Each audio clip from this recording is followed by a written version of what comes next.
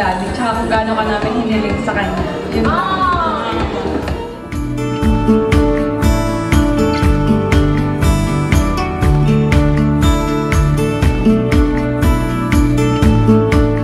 Malang araw, anak, siguro panood mo to.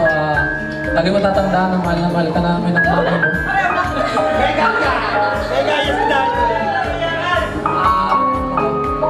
Sana mabigay namin lahat ng gusto mo. Pipilitin namin bigay lahat ng gusto mo. Kaya yan.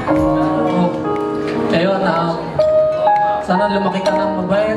Ayun, nandiyan namin mga ninong at ninang mo para gumabay sa'yo. Thank you sa family ko and sa family ni Kang sa pagtanggap din sa amin sa...